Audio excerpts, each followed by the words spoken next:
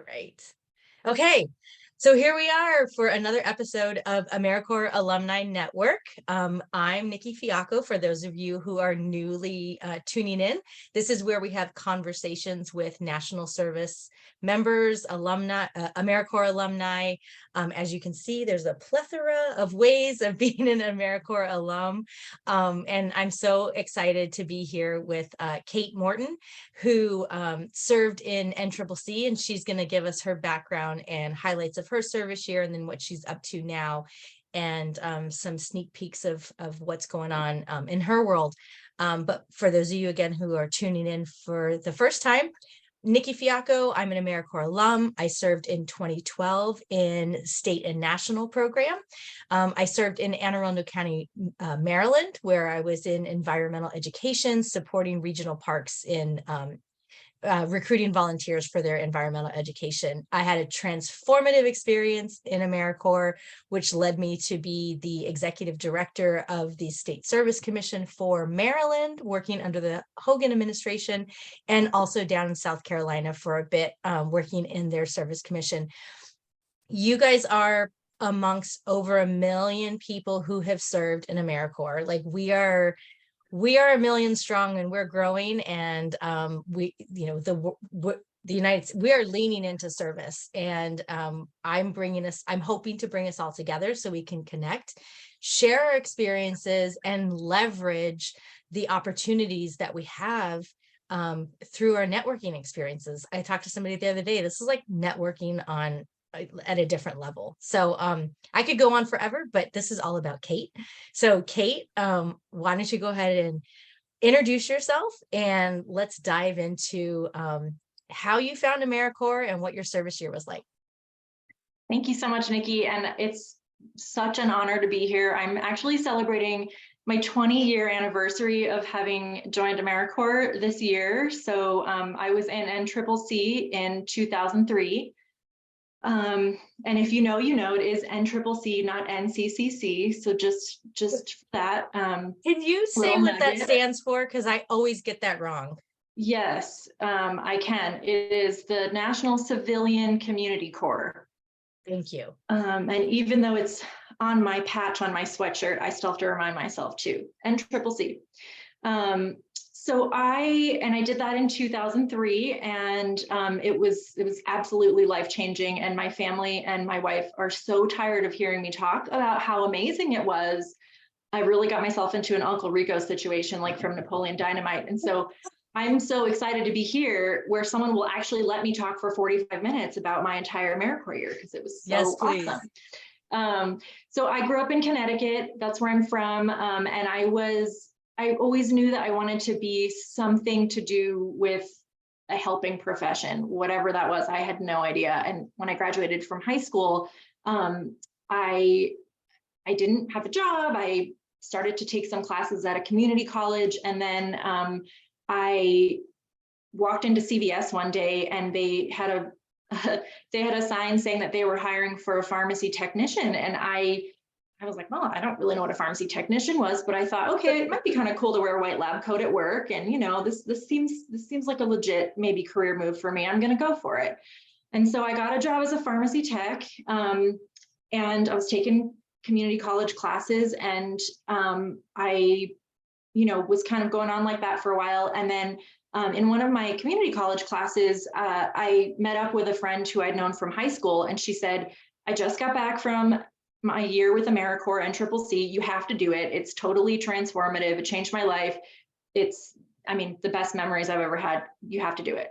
So I did. I went home. I told my mom. My family was super supportive. And even though I was this kind of, shy, anxious kid from Connecticut, I applied for AmeriCorps and went outside of my comfort zone and was placed in Denver, Colorado for the year.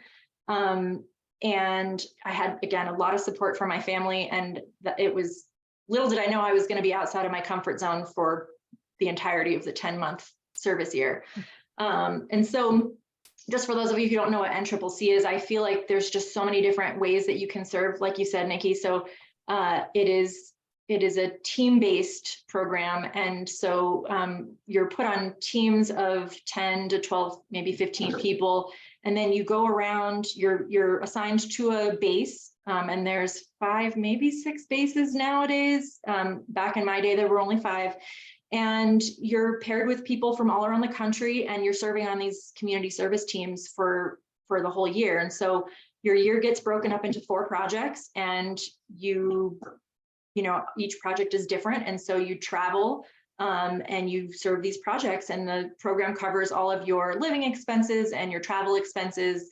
And then you get a teeny tiny little stipend for fun things. And so basically I lived in a dorm when we were out in Denver. And then my first project was in Detroit, Michigan. So I had to learn how to drive a 15-passenger van. And that was a really big deal. To Detroit, to and in and around Detroit. Oh, and wow. Cautious Kate, that was like a huge deal for me. And so, I mean, we went there, that was my first project, and we were doing taxes for people who were really low income. And I didn't even know what a W-2 was. I was 20 years old. I mean, I had no idea, but we learned how to do taxes. And I thought, man, I don't want to spend the winter in Detroit for 10 weeks. That's, you know, it was going to be over my 21st birthday. Some of my co-core members had projects in, you know, South Padre Island. And, you know, I was like not looking forward to going to Detroit, but it ended up being so amazing. The people there were just incredible. And it was really eye-opening for me. And then now I know how to do taxes. So that all worked out. I just want to reflect on how empowering AmeriCorps can be for us. I did my service year when I was in my 30s, but whatever. It's still like, you're given this, like, I don't know, you're just given this, like, you can, like, we're going to give you the tools and you can do it. We believe in you. And you're like, why do you believe in me? Like, why are you putting me in charge? But it's like a program that is set up for success. And I know I also want to just hold space for people who have had a pretty shitty or crappy service year. Like, that happens too. But it is amazing that we're given the tools during our service year to succeed. Totally. And I mean, I never would have had that experience otherwise. That would have been a set of skills that I absolutely, there would have been no way for me to have garnered those skills in any other way. So. And I told you I was going to interrupt. I'm sorry. Yeah. And I will say too, it's the skills of being able to file taxes, but it's also the skills of connecting with people, because financial stuff is really intimate and very, very personal. And so for a 20-something-year-old to sit across the desk from somebody who's like, yeah, this is my stuff. Like, even that, like that is not a soft skill. That is like a skill, and that can be carried forever. Totally. And that you're absolutely right. And you weren't even there, but it was amazing, because I would have folks come in and say, you know, I have 3 kids and this is my, you know, annual salary. And we would help them get the deductions and the tax credits that they, you know, deserved. And I had people crying and just being so thankful. And really, it was very, very impactful at a young age for me when I was trying to figure stuff out in my life. So absolutely. And I think, you know, you touched on a lot of these different skills, not just the taxes, but working on a team of people, working and living with these people together. I mean, it was kind of like The Real World on MTV way back in the day, yes. But also you're working with these folks and you're trying. That's our next thing. Yeah. And so, so I mean, that was just an amazing experience. And I mean, I know you've had a lot of guests so far say how they have lifelong friends from AmeriCorps, and that absolutely was true for me too. So, so Detroit was amazing. I loved the culture. It was a really great experience. And then from there, we went back to Denver, which was our base, and we did our local project. So we were in Boulder, and we went into the mountains every day, hiked up into the mountains, and we cut down trees that were infected with pine beetles with a chainsaw. And again, Cautious Kate doesn't use a chainsaw. This is crazy, but I learned how to do it, and I did it. And and it was just beautiful. I mean, you're in nature every single day for 8 weeks. And, you know, again, never would have had that experience had I not been in this, you know, AmeriCorps project. So that was great. My third project was what they call shuffle round. So all the teams in our unit got shuffled around, and then they matched us up with new people. And we sort of got to pick what type of project we did for that session. And so our team went to Des Moines, Iowa, and we worked at a camp for people with disabilities. It was an Easter Seals camp.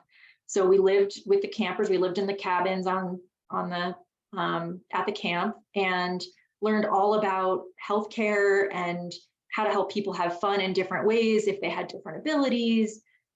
We did a lot of personal care to get our campers ready in the morning, and really provided care that way directly. And during that project, I met one of my fellow Corps members who was on my team for that shuffle round, and he was very open about his HIV diagnosis and how he was feeling and how he was stigmatized. And he actually did a whole talk to our entire AmeriCorps unit. And he was a really great activist. And that really got me thinking, okay, I'm sort of leaning towards healthcare. You know, I had this pharmacy tech thing way back when. Maybe I go to pharmacy school, and maybe what I really want to focus on is HIV and helping people who, you know, have typically been marginalized or discriminated against. And so those sorts of ideas were already kind of brewing for me during that project.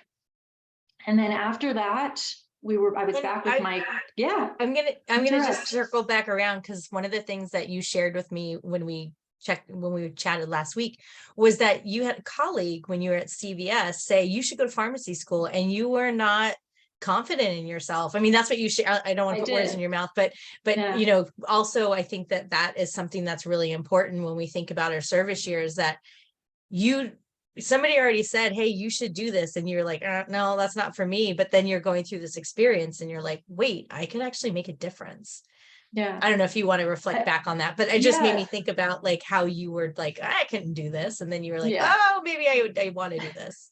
Yeah, it's so true. I mean, my pharmacy manager said, you should go to pharmacy school. You're not going to want to be a technician for the rest of your life. You're going to hit a point where you're going to want to learn more, and you're going to want to do more, and you should really go to pharmacy school. And I thought, there's no way I'm going to get through chemistry. I mean, I did not do great in chemistry in high school. I had a terrible teacher, and I really, you're right, my confidence was totally shattered, and I didn't think I could get through the school.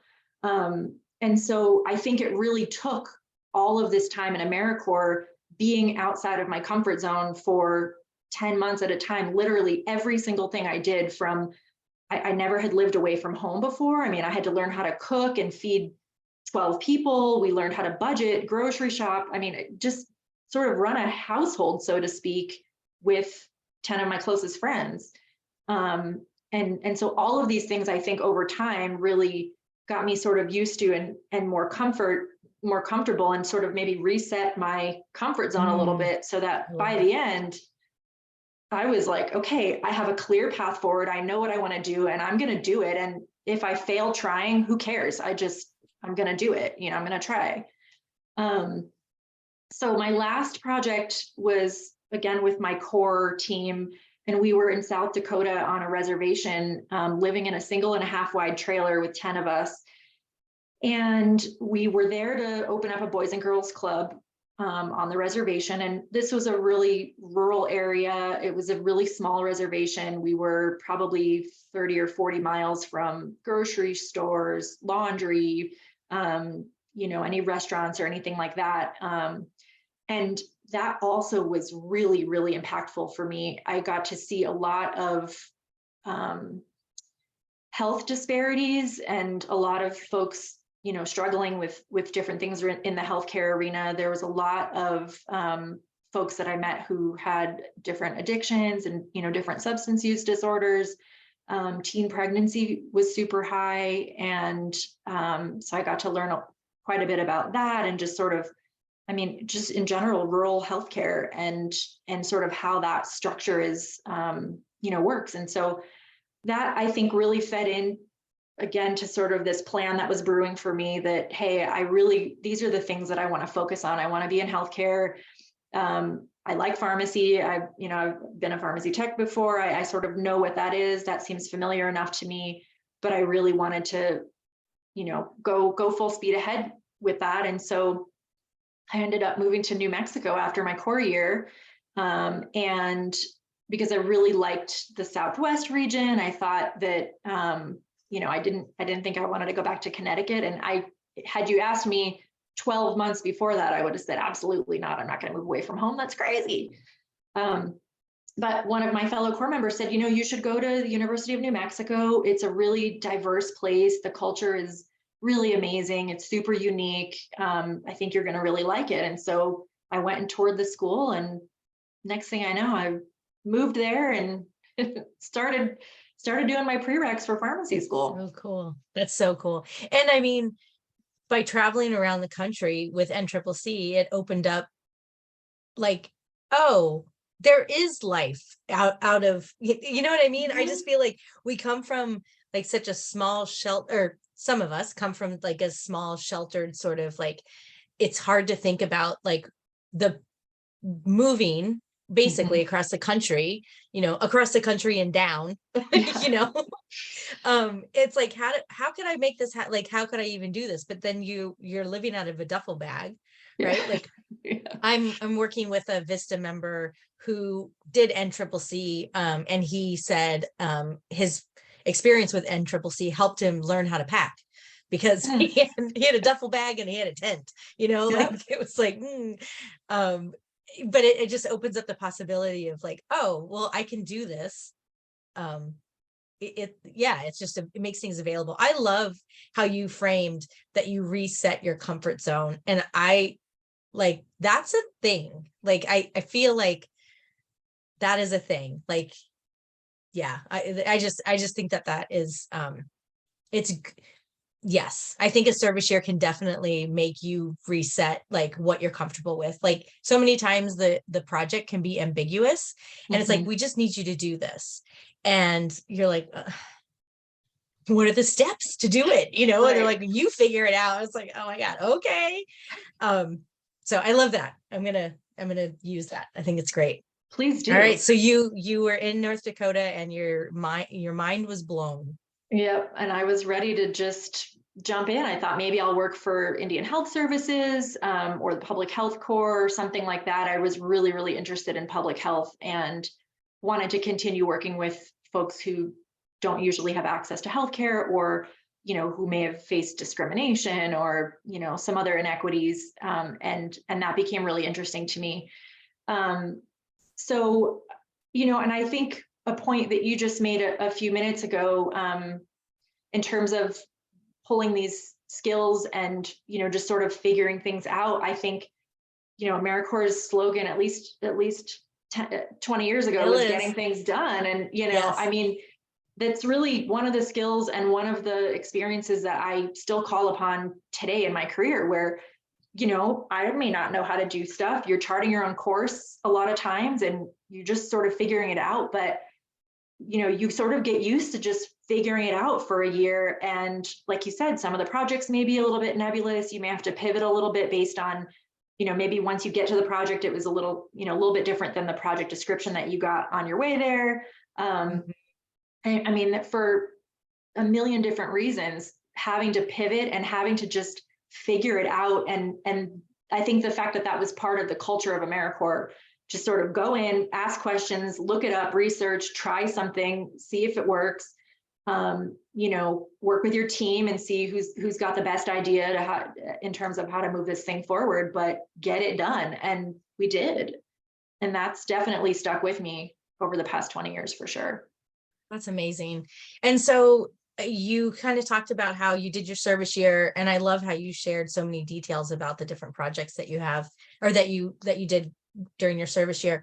So now you're in New Mexico, you're doing pharmacy school, and how does, like, let's talk about what you're doing now. Cause like, I don't know if y'all know, but she's pretty much a rock star, sort of. We got a rock star right here, right now. I just, I told Kate before we started recording that I've already shared her story with like 20 people this week. I'm like, so this woman, Kate, she's amazing. And Triple C. So yeah, let's go. Where are you now? What do you do? Because you're like on your way to like save the world. That's the goal. So I did go to pharmacy school. Turns out I made it through. Spoiler alert. She I passed didn't have to drop it chemistry. out. Yep. And so I did. I focused in sort of HIV and really kind of specialized there. When I got out of pharmacy school, I really took a non-traditional path. I applied for a residency, which is a 1-year postgraduate sort of year, almost like AmeriCorps in a weird way. And I got my dream residency, and I moved down to El Paso, which is right along the US-Mexico border. And so, and I found basically the closest thing to an AmeriCorps year that I could have possibly found. It was this amazing group of clinics that were right on the border. I had to learn how to speak Spanish. And I got to be in a community health center. So for those of you who don't know what that is, it's basically like this magical unicorn of healthcare, and they're generally nonprofit clinics, and sometimes they receive grant funding, other government funding sources. And they basically are these amazing service centers that have mental health, physical health resources, dental, some of them have optometry services, outreach. We had cooking classes at ours, education, harm reduction. I mean, they just have the ideas. They have all of these embedded services under one roof, and they're really meant to be more of a safety net for folks who are either uninsured or underinsured, or who need those services. So that's the kind of pharmacy that I practiced. I was in these types of community health centers. We did have a pharmacy embedded inside there, but it looks very different than sort of the traditional retail pharmacy that I was in CVS years before that. I also was able to see my own patients and really help with their treatment plans. We did all kinds of creative stuff. I had a diabetes clinic, and we would take patients over to do a grocery store tour at their local grocery store and help them cook meals for $5 or less for a family of 4, and come up with recipes that were healthy and that were, friendly to diabetes and stuff. So I really do feel like that was an opportunity for me to sort of pull together a lot of these different interests and a lot of these different experiences and get creative and be a pharmacist in a really different way than I had ever heard of before. So that was where I sort of started right out of school. From there, I moved back to New Mexico and really got into healthcare, leadership really. So I went to another community health center that was an HIV clinic, and that's really my passion. And I ran the whole pharmacy program, and I was so fortunate to have met an amazing mentor who I actually still work with in a totally different setting now.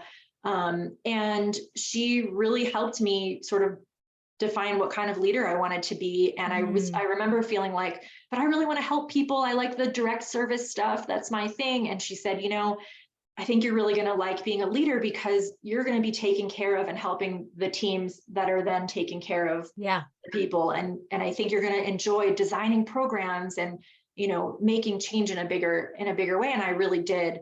And then from there, I kind of took a little bit of a turn, and I had this idea that I was a pharmacist and this is what I was supposed to be doing. And, then you're the director of pharmacy, and then where do you go? What do you do? And I got the opportunity again from another mentor who said, I think you can be a chief operating officer of this clinic. And so I sort of got out of my lane and used a lot of the skills that I had developed in my previous roles to then sort of pivot and broaden my reach. And suddenly I'm over a whole clinic. And, and again, I didn't know how to do that. That was certainly out of my comfort zone, but, just kept calling on my skills and resetting and, and moving forward. And so I've been the chief operating officer of a couple different clinics now. Currently, I work for a company that I helped found with my previous mentor that I referenced, called Access Research Group, and we specialize in clinical research.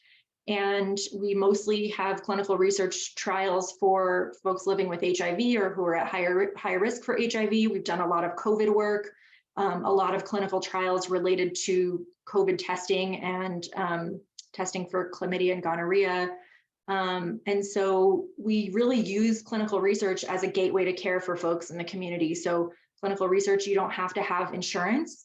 All your treatment is free related to the study, and it gives people early access to things that they may not otherwise have access to. So we've been using research, especially in the HIV field, for decades, to give people early access to new treatments and to really make sure that we were keeping folks alive. Of course, now it's thankfully a much more chronic illness, we think about it, but there's still research being done. We're doing a trial right now, in fact, looking at treatment for folks, and it would be an infusion or an injection every 6 months rather than a handful of pills every day. And so yeah, it's super rewarding, but I really do call on all of my AmeriCorps skills every day, even now. Yeah.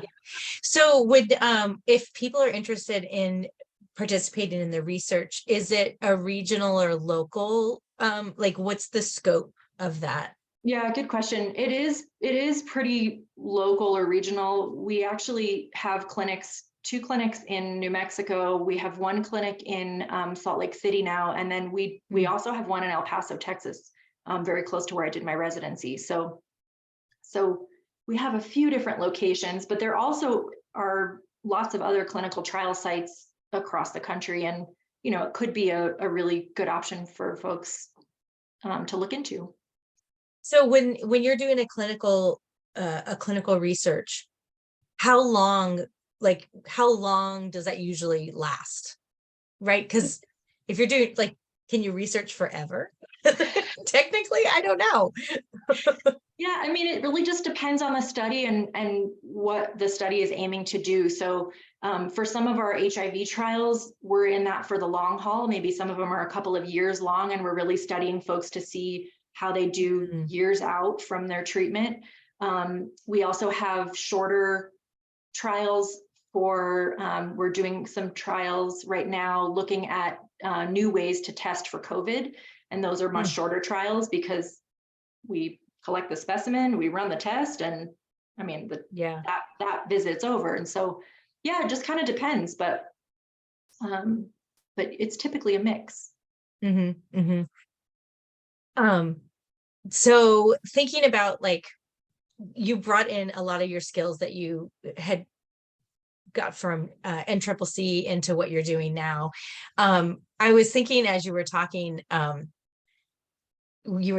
your NCCC. I wanted to go back to that really quick because you guys are on the road. You're in, you said, oh, it's really nice. We were out in nature. Like, what's the wildest thing? Like, did you wake up with a bear, like, next to your tent? Like, I don't know if you can reflect back and think. I just think it's interesting to think about, like, the craziest stuff that happened during your service year. And I'm going to reflect back on, I mean, I wasn't in NCCC, but I was in environmental studies. So, and in parks. So I can imagine, I think I could probably come up with something, but I don't know if there's anything that you could think about that it was just wild, like there was a bear or a coyote or something that showed up in your Luckily, no bears or coyotes, but we did have quite a few wolf spiders in South Dakota when we were on the res. And we don't have that in Connecticut. And I had never seen a spider so giant. And they're poisonous. They're not quite as big as tarantulas, but tarantulas are pretty harmless. These are large and ugly and scary. And we're in this little, we're in this little 1.5 wide trailer. So yeah, I mean, I don't know if that's the craziest thing I could remember, but definitely, that was definitely one of the memorable experiences now 20 years later. Yeah. It has an imprint. Wolf spiders. Yes, exactly. I do recall a team building activity that we had, and it was along the Chesapeake. And I think this was the first time that I actually saw a horseshoe crab, like in real life. And then we realized that it was like mating season, and this was an area where they actually like kind of come and do their thing. And when I first saw it, I was like, is that a helmet? Like what is that thing? And it's got that long tail. So I was like, Yeah. is it a stingray? Like I was Yeah. just so ignorant. And that was after my school, right? That was something that was pretty interesting. Yeah. I mean, So we saw buffalo, like herds of yeah, buffalo just wandering through the plains in South Dakota. I mean, yeah, yeah. I mean, just so different to be in all of these different states and different parts of the country, and then even being with people who are from all these different parts of the Oh country. I yeah. mean, I had never been around that many people who were not from the East Coast, and I didn't realize that I had a little bit of an accent. I said weird things that nobody else knew. I mean, just learning all of those differences that make us all really unique and add flavor to our culture was really, really, really awesome. Yeah. That's so great. What a great experience. And the things that you're doing now, while I always tell people like I didn't really join AmeriCorps for the altruistic sort of self helping the community. I literally thought I was signing up for a job. So it took me a little bit of time to be like, what is this thing? And then I drank the juice, and now I am selling the juice. Um, so it's just really cool to hear everybody else's experiences with AmeriCorps. And you know, the audience that we have for this podcast are specifically for alumni. But there's people also that, I mean, I don't know how to make it private on YouTube, so it's public. Yeah. So anybody could like be like, what is this crazy thing? So if you were to like kind of reflect, let's just say somebody came upon this and they hadn't had an AmeriCorps experience, like what would you suggest that they kind of think about, but either before they even start or during their service year, or any words of wisdom? And then I have another follow-up question to that. Yeah, that's a good question. I mean, I feel like I've been really trying to shout this from the rooftops for the last 20 years, but Yeah. I think clearly it's different for everyone. I think that you also get out of it what you put into it, and if you're able to go in and, as difficult as it is, just have a super open mind and try anything and just really be there to learn and to help and to serve, I think is I think the better that you're able to do that, the more that you're able to get out of it, because there's definitely going to be projects that you're not as excited about.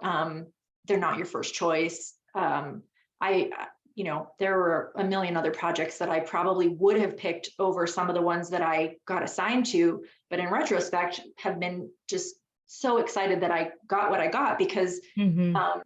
because it was just so far outside of my comfort zone, and such different things than I thought that I would ever be doing, that it really wound up being really, really educational and just transformative for me.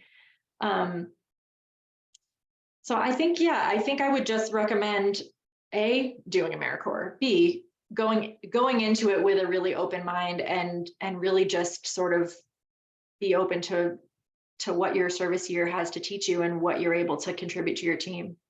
Yeah, Oh, that's so that's a great reflection. And then thinking about like in our AmeriCorps alum LinkedIn network, there's about 23,000 in there. It's so cool. And I have administrative like accessibility to that. I have all the little gadgets. I'm like peeking from, I am the man behind the green curtain. No, I'm not, but it's cool because I see like every day anywhere between 3 to 10 people request to join the group. oh, cool.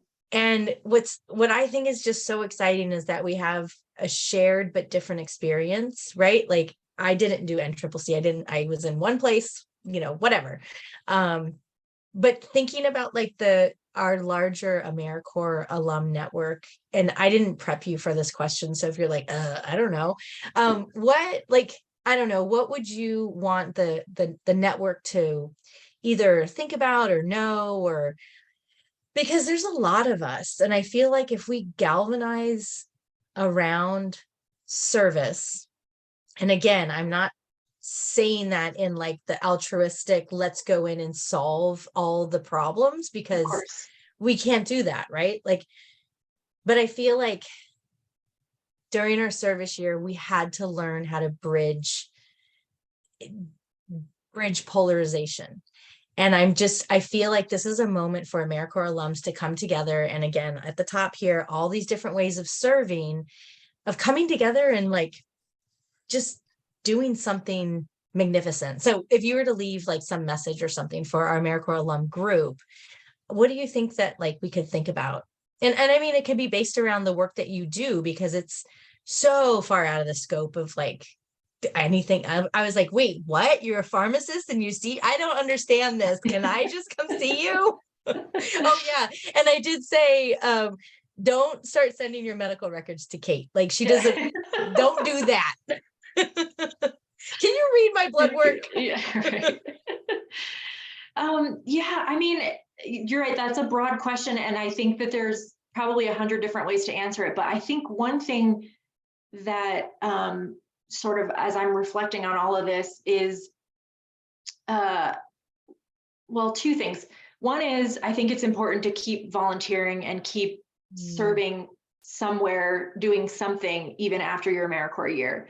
That's been really important for me to feel like I'm still connected to my community. And I remember when I got out of AmeriCorps, man, did I have a hard time readjusting back to normal life, because I was like, man, these people don't get it. They now I'm all of a sudden, I have this clear vision and I've had all these amazing experiences. And then to return back to my old life, it felt like, I'm a different person now. You don't even understand me, sort of a thing. And so so that's something that really helps me personally stay connected to what I'm passionate about. And that way, even if I'm having a bad day at work, I can still, remember, I can still get out of my head and go volunteer and do other projects on the side. And so that's something that I really would encourage other folks to do. Right now, I'm volunteering for a global health organization with we have a project in Ukraine, and we're helping folks on the front line, and I help them with some administrative stuff, because that's something that I have experience with that other people might find useful. So I love the idea of continuing to volunteer and continuing to serve in some capacity.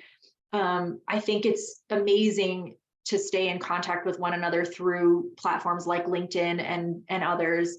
And then I think the other thing that I would say is I feel like to a large degree, it's our job to sort of help the next generation or the next group of people sort of coming up. And so I love the idea of mentorship and, really reaching out to folks who may have career questions or questions about AmeriCorps, or, just things in general where we can really help mentor the next generation and learn from them too. Obviously, I mean, honestly, that's one of the things that I have loved about my early days as a pharmacist was we got to take students on rotation, and I would learn something new every single day from my students. And so I think we have to keep that going in our real life too, not just in the academic standpoint, but in general and in our everyday life. So yeah, I think that's how I would answer that. Well, for me, throwing you a fastball, you really returned that very quickly. I don't play baseball, so I don't know why I'm trying to make should do something with soccer. I love the idea. Like, I think that everything you said is like so spot on. I love the idea of mentorship and something that's like real low hanging fruit. And maybe this is something that I can like put together is every state, except for actually South Dakota, has a state service commission, and those state service commissions run state and national AmeriCorps programs in the state. So when we're thinking about mentorship, like they generally have anywhere between 7 to 30 grantees that have anywhere between 200 and 4,000 members in the state. And so that would be a really interesting way to interesting project to connect alumni to the state service commissions to do that mentoring work, or to create alumni chapters, but that's a whole other beast in and of itself. But wow, that was really great, Kate. Like, you shared a lot of really good information, and your story is, it's just another example of how national service can just, it finds you, it finds the people. It's a calling, like we're called to it, and then it brings us to later after our service year into our purpose. And then suddenly we're turning around going, wow, now I'm serving the community in such a different way, and big and small, right? Like, you're serving the community in a pretty big way. I mean, you know, and other AmeriCorps alum are serving communities in smaller but impactful ways. And it's just, the only way that we can continue this program is to share stories. And that's what I'm hoping that this thing that I'm doing is helping to share the stories of the transformation of the people that go through the projects. And then the changes that they're making after their service year, and that they continue to make. Yeah, absolutely. And I think this is a great platform for that. And I'm excited to hear future interviews too. I've listened to all the ones that have come before me. I want to say something based on what you just said about big and small, serving the community. I feel like I think that it's a myth that we have to be doing something huge in order to be making a difference. I mean, even just really small things can add up. And I remember early on, before AmeriCorps, I was talking with my Uncle Pete. He's a nurse, and he's just this coolest person. He's a nurse at the VA, and he does a lot of mental health work and things. And I remember telling him, Uncle Pete, I don't know what to do. I want to be in a helping profession, but I don't know which direction I go. Do I go healthcare? Do I do something different? Social work? What does that look like? And I remember him telling me anything could be a helping profession. You don't have to have that designation or that label.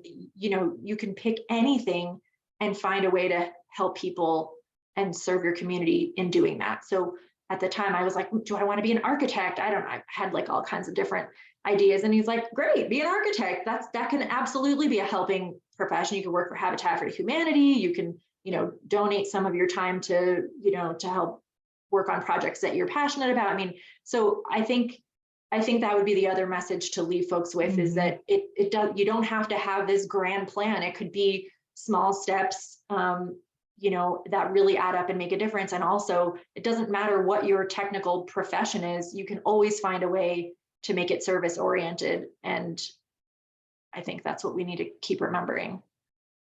And I think that is a perfect closing. That was amazing. Thank you so much, Kate. I really appreciate you giving us some of your time and your wisdom. So thank you so much. And thank you all for listening in and tuning in. And we'll have another episode here as soon as I can wrangle another AmeriCorps alum to chat with me. I have some recommendations I'm going to send your way. Oh, perfect. Awesome. All right. Well, we'll see you all. Take care. Thank you.